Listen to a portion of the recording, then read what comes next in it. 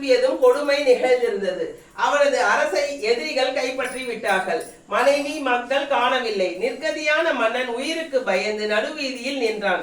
கர்வமங்கமான அவன் யோசிக்க அவன் மனதிலும் பகவானின் பிரசாதத்தை அலட்சியப்படுத்தியது நினைவுக்கு வர தனது மேலுள்ள பொன்னணிகளை விற்று காட்டிற்கு சென்று இடையர்களை அழைத்து சத்யநாராயண விரதத்தை உருக்கமுடன் செய்தான். பகவான் மறுபடி அவனை ஆட்சியில் அமர்த்தி மனைவி மக்களை சேர்த்து வைத்தார். அரசன் தவறாது காலகாலமாக பௌர்ணமி என்று சத்யநாராயண விரதம் செய்து நல்லாட்சி செய்து வந்தான். சத்யநாராயணன் கலியுகத்தில் கண்கண்ட தெய்வமாய் வந்துள்ளார். அவனது விரதத்தை பயபக்தியுடன் செய்து பூஜிக்க சகலவித மேன்மைகளும் வரும். துக்கம் தீரும், சௌபாக்கியம் வளரும், பிணி தீரும், செல்வம் நிரந்தரமாய் நின்று நிலைக்கும், மனைவி மக்களிடையே அன்பு வளரும், வெறுப்பு நீங்கும், கணவன் மனைவி ஒற்றுமை வளரும், தொழில் சிறக்கும், உத்தியோக உயர்வு வரும், வராததெல்லாம் வந்தடைந்து இன்பம் தரும் என்று பௌராணிகர் விளக்கினார். சத்யநாராயணன் மகிமையால் அருள் சக்தியால் அந்தணனாக இருந்து பூஜித்தவர் சதானந்தராக பிறந்து குசேலராக கண்ணன் திருவருள் பெற்றார்.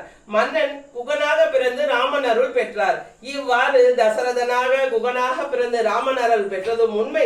சுத பௌராணிக சத்யநாராயண பூஜா மகிமை கூறியதை கேட்ட முனிவர்கள் கரிகாலத்தில் மானுடர்கள் மகிமை பெற இந்த விரதத்தை பயபக்தி சிரத்தியுடன் செய்து உயர்ந்து வாழ்ந்து சகல சௌபாக்கியமும் பெற்று மோட்சம் பெற முன்வருவார்கள் என்று கூற சுத பௌராணிகர் அதுவே அப்படியே சத்தியரித்து கண்ணீர் விட்டு பகவானை அர்ச்சித்தாலே எல்லா சௌபாக்கியங்களும் வந்து சேரும். 5வது அத்தியாயம் பூர்த்தியானது. நைவேத்யம் சமர்ப்பயாமி. ஓம் பூர்புவஸ்வஹ தத்சவிதுர்வரேண்யம் भर्गो देवस्य धीमहि धियो यो न प्रचोदयात्. ओम प्राणाय स्वाहा, ओम प्राणाय स्वाहा, ओम अपानाय स्वाहा, ओम समानाय स्वाहा, ओम ब्रह्मणे नमः.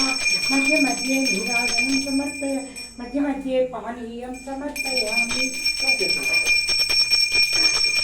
नीराजनं समर्पयामि, एकार्तिकदीपं समर्पयामि.